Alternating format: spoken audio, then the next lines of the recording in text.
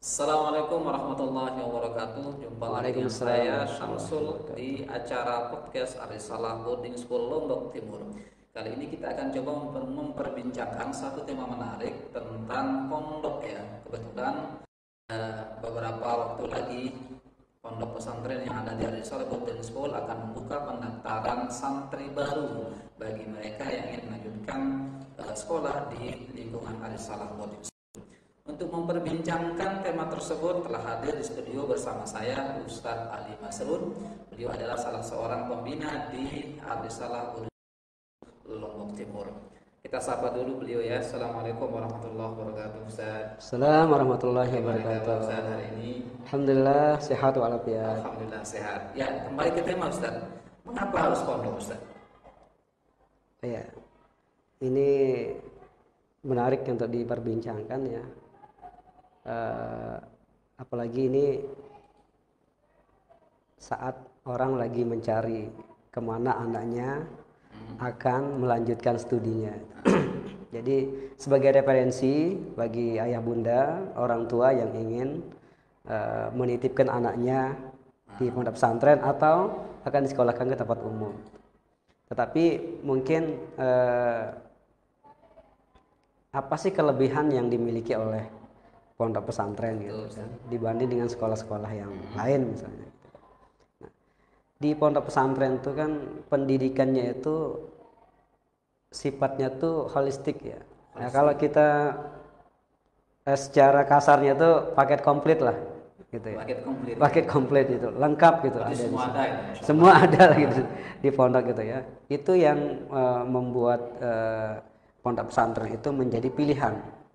Ya, pilihan. Jadi tidak hanya kita apa namanya mereka belajar akademis semata ya, tetapi juga di pondok itu ditumbuhkan kecerdasan intelektualnya ya, kemudian kecerdasan emosionalnya.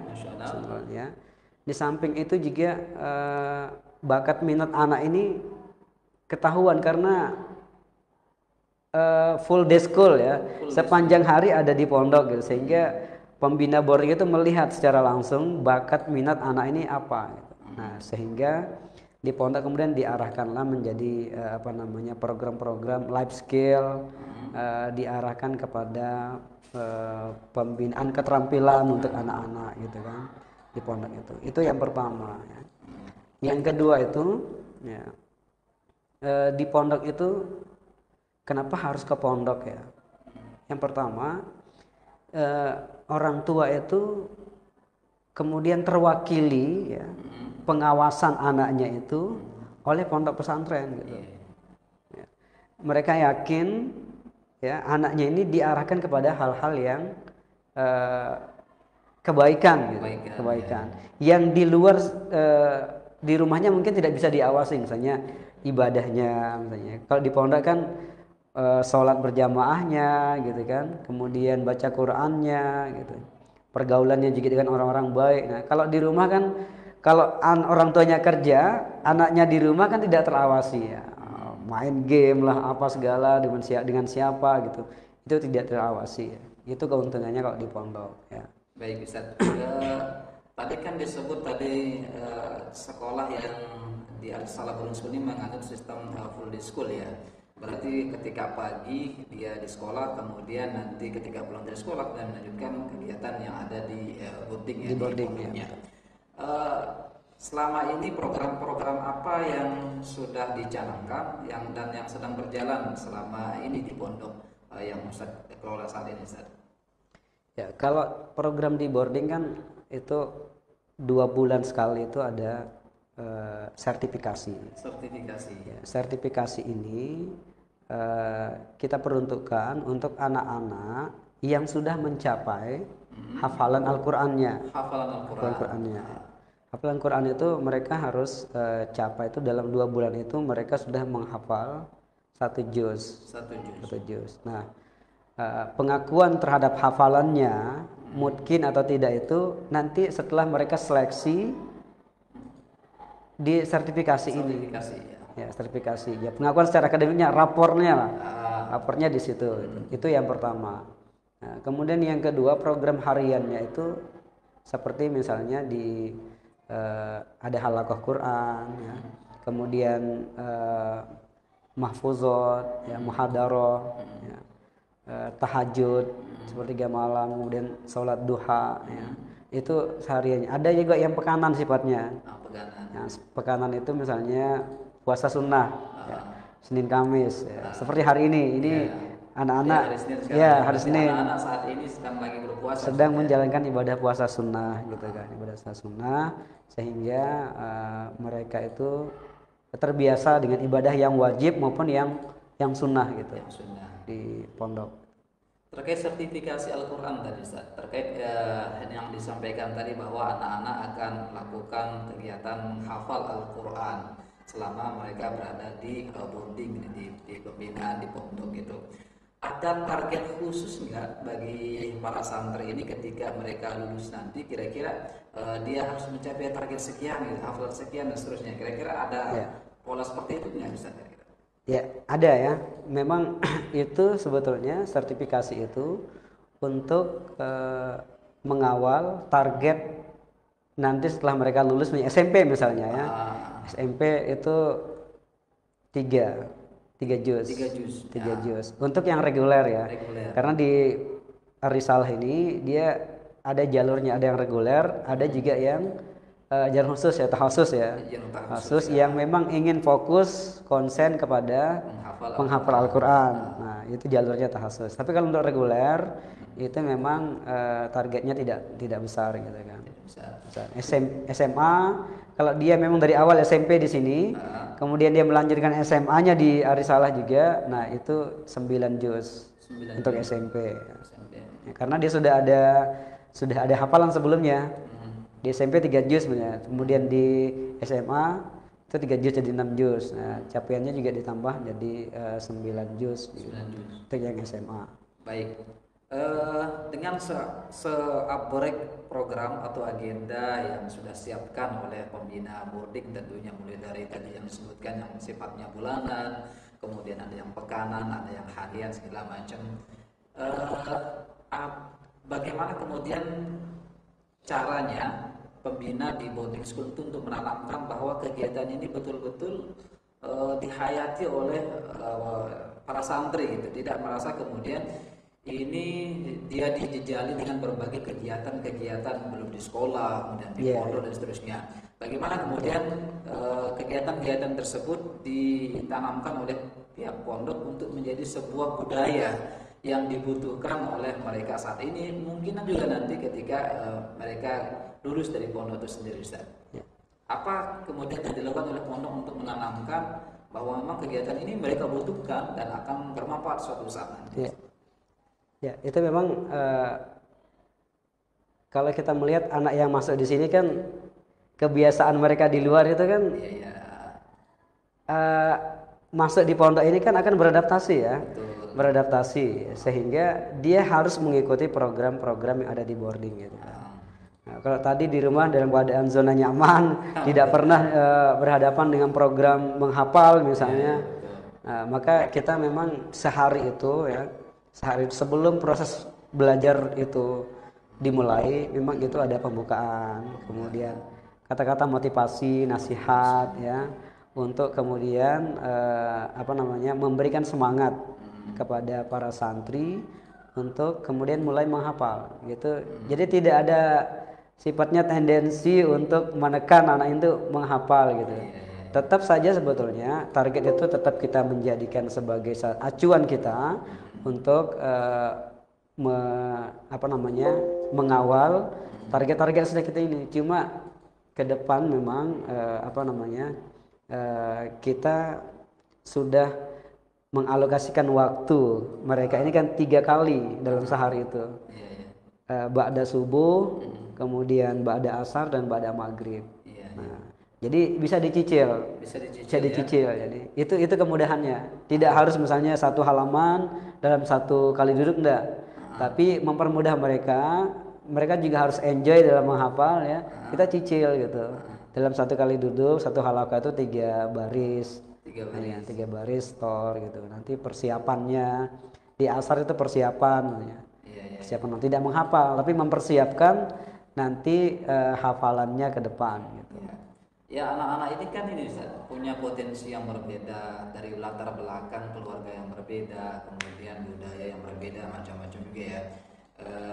Tentunya ada kendala-kendala tersendiri gitu kan, ada kemudian persoalan-persoalan tersendiri yang dihadapi oleh pihak pengelola gitu ya. Misalnya ada yang di rumah mungkin tiap hari itu pegang HP gitu kan.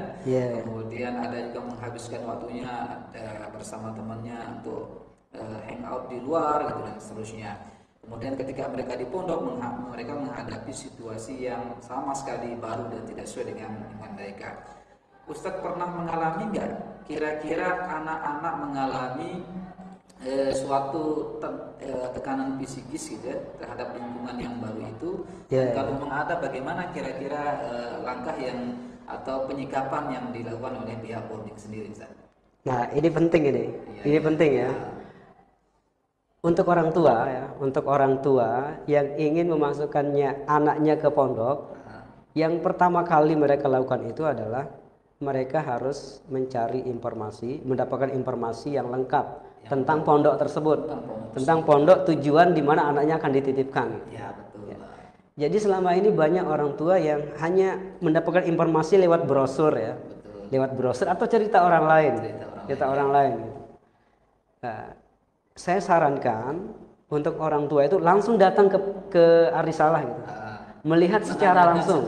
Iya, secara langsung, sekaligus juga melihat secara langsung kondisi pondok itu seperti apa gitu. Nah, ini sebetulnya untuk apa? Agar nanti orang tua itu bisa menginformasikan ke anaknya. Banyak ini pengalaman ya. Begitu masuk ke pondok belum sebulan itu sudah kaget dia. Kaget. Bahkan ada yang stres. Nah, belum sebulan sudah minta pulang gitu kan. Bahkan ada yang kabur gitu. Ada yang kabur gitu. Bahkan ada yang kabur karena itu tadi. Informasi itu tidak diberikan di awal ke anaknya. Nah, tadi saya bilang zona nyaman di rumah gitu kan. Begitu masuk pondok ya, semua mereka kerjakan sendiri. Kalau di rumah dicucikan bajunya, sarapan sudah siap gitu kan. Permintaannya tinggal dipenuhi sama orang tuanya. Masuk ke pondok itu dilakukan dengan sendiri gitu. Semuanya dibatasi. Semua dibatasi. Nah, sehingga informasi itu harus didapatkan. Misalnya, "Nak, nanti kalau masuk di Arisalah kamu bangunnya sebelum subuh loh, tahajud gitu kan. Kemudian nanti makannya antri loh, antri. Nanti mandinya juga antri gitu kan, karena banyak teman-teman kalian ini yang ada di pondok gitu kan, sehingga ini yang kemudian bayangan anak itu, oh ternyata begini ya kondisinya ya, bisa menyesuaikan di awal gitu. Nah, sehingga mengurangi tingkat stres anak ya. Anak itu, sehingga mereka sudah beradaptasi di awal dan mencari teman-temannya gitu. Berarti intinya sebetulnya peran orang tua dalam memberikan informasi kepada anaknya itu betul sangat penting ya. Sehingga informasi yang benar dan tepat seputar pondok, calon tempat mereka mondok nanti harus betul-betul disampaikan dari awal, sehingga kesepahaman bersama antara anak dengan orang tuanya. Baik Ustaz, terkait ini satu lagi Ustaz, terkait dengan ada persepsi yang berkembang di masyarakat bahwa pondok ini hanya tempat penitipan anak yang apa gitu kan, yang kurang beruntung untuk bersekolah di tempat yang lain. Jadi persepsi yang terbangun bahwa pondok itu sebetulnya tanda kutip ya sebagai pembuangan anak-anak yang katakanlah bandel, kemudian yang tidak berkualitas dan seterusnya, sehingga mereka tidak lulus di di sekolah-sekolah negeri atau yang sekolah modern. Lalu kemudian mereka terpaksa memilih pondok sebagai tempat belajarnya. Nah, kira-kira dari pihak Arisalah Boarding School sendiri, bagaimana kemudian meyakinkan kepada para calon santri atau wali santri bahwa pilihan mereka ini bukanlah alternatif terakhir, tapi ini memang pondok ini merupakan alternatif utama dan pilihan yang tepat itu untuk mereka mondok. Kira-kira bagaimana kemudian menepis persepsi seperti itu, Ustaz? Ya, dulu memang berkembang ya seperti itu ya. Pondok itu tempat membuang anak-anak bermasalah ya. Jadi pondok yang menampungnya gitu kan. Menampungnya. Yang di negeri misalnya dibuang ke pondok gitu karena ada masalah misalnya, pondok lah yang kemudian mendidiknya. Sekarang ini trennya pondok ini lagi bagus ini. Iya, betul. Ya, sehingga kayaknya orang tua itu sekarang justru pondok pesantren ini menjadi prioritas utama gitu. Apalagi di tengah pandemi seperti Apalagi di tengah pandemi sekarang ini ya. Nah, ini kan anak itu belajar online ya. Online itu sehingga tidak bisa diawasin tuh sama orang tua ini. Dan beberapa sekolah juga yang reguler gitu tidak menerapkan belajar tatap muka kan. Tatap muka ya. Sehingga kebanyakan orang tua ada yang mengeluh juga gitu ketika anaknya belajar di sekolah di rumah itu dengan sistem online ternyata nggak efektif, kurang efektif. Nah, sementara di pondok itu mereka standby di situ gitu. Standby, ya betul. Jadi di pondok itu kan mereka semua diawasin ya, diawasin, kemudian masuk kepada program yang sudah memang diatur sedemikian rupa. Apalagi kita di Arisalah ya, di Arisalah ini kan ini tagline-nya School of Future Leaders. Ya. Sekolah yang menyiapkan generasi yang siap pakai menjadi pemimpin di masa depan. Dalam pemimpin masa depan. Gitu ya. Nah, seperti itu. Apa konsepnya Ustaz? Yang santri calon pemimpin masa depan. Seperti apa kira-kira konsepnya Ustaz? Jadi itu semua disiapkan perangkatnya di pondok ya. Perangkatnya di pondok, kurikulumnya sudah disiapkan sehingga anak-anak ini ditempa menjadi pemimpin yang siap pakai. Siap pakai. Begitu keluar dari pondok, mereka sudah terjun ke masyarakat itu, siap menjadi pemimpin di levelnya masing-masing. Entah jadi kepala desa, entah jadi kepala wilayah ya. Itu sudah kita siapkan ya. Kalau di sekolah lain kan gesit namanya. Apa namanya tuh? OSIS ya. Nah, kalau di sini namanya gesit. Ya. Dan itu presiden namanya kalau di sini. Sebentar, gesit itu apa sih? Gesit itu semacam gerakan sekolah Islam terpadu. Gerakan sekolah Islam terpadu. Oh, ya. Kalau umum kan OSIS namanya kan. Ya, OSIS. Nah, ketuanya itu namanya itu presiden gesit. OSISnya adalah presiden gitu kan. Nah, jadi dikondisikan mereka ini menjadi pemimpin gitu. Ya. Secara psikologis mereka ini sudah menganggap dirinya pemimpin sudah gitu. Kemudian mengatur kemudian kurikulumnya juga mengarah kepada leadership training. Misalnya kita adakan misalnya leadership camp. Leadership camp itu menempa mereka ini menjadi pemimpin gitu kan. Nanti akan diisi oleh narasumber yang berkompeten di bidang itu untuk menumbuhkan kepercayaan diri mereka menjadi pemimpin gitu. Yang mengisi posisi struktural dalam gesit ini dari kalangan siapa saja Ustaz kira-kira? Apakah kemudian ini kan saya lihat di Arisalah ini kan ada dua ya, ada SMP dan SMA. Nah, yang memegang posisi struktural dalam kepengurusan gesit itu kira-kira yang dominan yang mana? Apakah SMP-nya atau SMA-nya atau memang kedua-duanya mereka ini satu kesatuan gitu ya, nggak dipisahkan? Gimana Ustaz? Jadi itu diambil dari unsur-unsurnya ya. Unsur-unsurnya nanti dipilih sebenarnya siapa siswa yang kompeten. Nah, itu dia ada penyaringannya tuh. Oh, ada seleksinya ya. Ada seleksinya. Seperti pemilu ya. Di pemilu. Ya, seperti kita memilih presiden. Iya, memilih presiden. Nah, nanti ada persyaratannya gitu kan. Nanti persyaratannya itu akan diberikan kepada panitia gitu kan. Berarti nanti ada semacam kampanye juga Ustaz ya. Kampanye kemudian pemilihan seterusnya seperti itu. Kampanyenya ada, penyampaian visi misi, kemudian apa yang akan dilakukannya kalau dia menjadi pemimpin gesit misalnya kan. Nah, itu disampaikannya itu.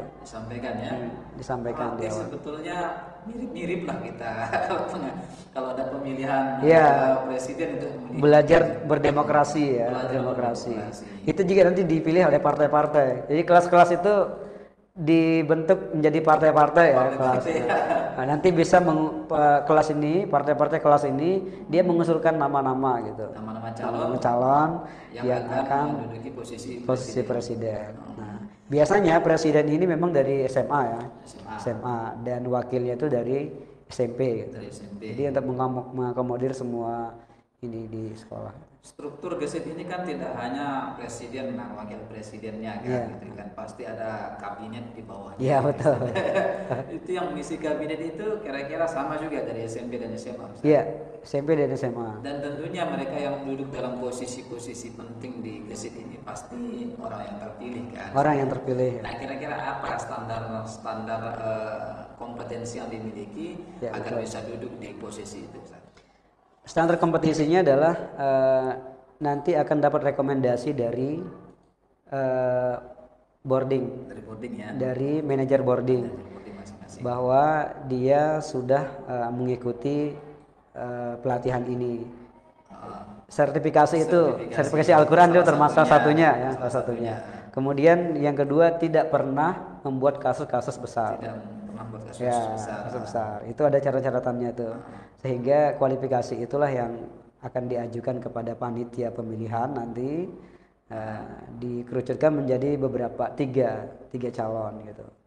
Luar biasa ya, berarti kalau bahasa saya ini betul niat betul ya. Niat betul ya sekolah ini, Ar-Risalah ini menciptakan para santrinya untuk Iya. menjadi calon pemimpin Calon masa pemimpin. depan, sehingga sistemnya, manajemennya dan mekanisme disiapkan. Betul. Sehingga betul-betul nanti ketika Iya, betul. mereka lulus dari Ar-Risalah ini luar biasa ya, berarti kalau bahasa pemimpin ya Ustaz. Terakhir Ustaz, kira-kira ini sebetulnya kita ingin berbincang lebih lama dengan beliau, cuma waktu terbatas. Terakhir Ustaz, kira-kira apa nasihat atau tips-tips bagi para calon santri Ar-Risalah yang akan mondok di pondok Ar-Risalah nanti, agar mereka betul-betul betah di pondok, kemudian ketika selesai nanti mereka betul-betul sesuai dengan apa yang mereka harapkan dan juga apa yang sekolah harapkan dan juga orang tua mereka harapkan, Ustaz. Ya, memang ada menghindari ya, untuk menghindari seperti yang tadi ada yang kabur, ada yang ini, itu sebenarnya dinamika di pondok. Di mana saja sebetulnya ada kasus seperti ini. Ya, karena kita juga di Ar-Risalah ini kan menerima pindahan santri yang dari pondok yang lain gitu kan. Berarti kan di pondok yang lain juga mereka bermasalah gitu. Ada kasus-kasus seperti ini gitu kan. Nah, untuk menghindari itu memang kita di awal itu memang para orang tua itu memang seperti yang saya bilang tadi itu harus mencari informasi lengkap tentang hal itu. Nah, kemudian anak ini juga harus dikondisikan dari awal. Misalnya kalau dia kelas 6, maka ditanya terlebih dahulu. Nah, nanti kalau lulus SD mau sekolah di mana gitu kan. Jadi kita minta pendapat si anak ini. Nah, kalau misalnya dia mau ke pondok, nah insya Allah dia sudah siap gitu. Sudah siap. Jadi, tidak ada kasus yang misalnya lari, stres atau apa misalnya. Orang tua kesempatannya untuk menguatkan anak ini agar dia lebih cenderung untuk melanjutkan studinya di pondok gitu. Saya juga terakhir Ustaz ya, saya juga pernah mendengar cerita dulu ya, ada ketika adik saya juga pernah mondok segala macam, tapi kadang-kadang di awal-awal ya Ustaz ya, awal-awal anak-anak mulai mondok itu kan luar biasa itu cobaannya nggak sedikit ya, entah itu di anaknya maupun di orang tuanya kadang-kadang itu ya. Apalagi kalau di awal-awal itu kunjungan masih dibatasi gitu ya, tidak dibolehkan berkunjung. Nah, kira-kira untuk saya juga pernah lihat ya Ustaz ya, maaf ini kalau saya salah, pernah melihat ada sebagian orang tua santri ini kadang-kadang tidak betah berpisah dalam waktu sekian rentang waktu, kemudian mereka akhirnya kemudian ia mengambil inisiasi yang sebetulnya itu tidak bagus untuk anaknya. Misalnya dia datang ke pondok untuk melihat anaknya, menjenguk anaknya pada waktu-waktu yang tidak tentukan. Nah, untuk mensiasati itu Ustaz, kira-kira bagaimana ya mengatur ya apa pola kunjungan misalnya gitu kan, pola kunjungan, kemudian juga kalau ada komplain dari orang tua kira-kira bagaimana mengatasinya, kira-kira Arisalah seperti apa untuk menyikapi itu Ustaz? Ya. Nah, kita dalam hal ini memang kita sudah membuatkan polanya ya. Polanya untuk menghindari hal-hal yang tidak kita inginkan. Memang sebetulnya yang kadang-kadang bukan anaknya yang nggak tahan di pondok. Ya. Bukan anaknya, orang tuanya yang nggak yang nggak tahan itu. Itu yang saya maksud Ustaz. Jadi memang ada kebanyakan kadang-kadang yang tidak sabar itu kadang orang tua. Bukan orang tua. Anaknya, tapi kadang-kadang orang tuanya itu. Saya mengalami sendiri Ustaz ya. Jadi saya mengalami sendiri. Saya pernah melihat tuh ya, kadang-kadang lebih gelisah orang tuanya di rumah tidak bisa tidur ketimbang anaknya sendiri yang di pondok, yang saya kira anak kita tuh udah pada sibuk dengan kegiatannya ya, agendanya di sekolah dengan agenda yang luar biasa padat disiapkan itu. Nah, Arisalah saya kira sudah siap menghadapi semua ya, sudah punya pengalaman dan tentunya sudah punya cara untuk menghadapi itu semuanya. Baik Ustaz, saya kira obrolan kita cukup menarik pada kali ini. Cuman sayang waktunya kita sangat terbatas. Mungkin di lain waktu kita akan sambung lagi dengan tema-tema berikutnya. Pemirsa Arisalah yang saya hormati, demikian tadi bincang-bincang kami seputar pondok, terutama di lingkungan Arisalah Modern School dengan Ustaz Ali Masrun yang juga selaku pembina di Arisalah Modern School. Semoga apa yang kami bincangkan tadi dapat memberi informasi yang baik dan tepat bagi para calon santri maupun orang tua santri yang hendak menyekolahkan anaknya di tingkat lanjut, baik di tingkat SMP maupun SMA. Sekali lagi, mudah-mudahan informasi yang dapat yang kami sampaikan ini dapat memberikan pencerahan bagi teman-teman atau para calon santri maupun calon wali santri yang akan menyekolahkan anaknya di pondok pesantren di Arisalah Modern School Lombok Timur. Sekali lagi kami mohon maaf atas segala kekurangan dan kekhilafan, kurang lebihnya mohon maaf. Saya akhiri bincang-bincang kita pada siang hari ini. Kurang lebihnya mohon maaf. Billahi taufiq wal hidayah. Wassalamualaikum warahmatullahi wabarakatuh. Waalaikumsalam warahmatullahi wabarakatuh.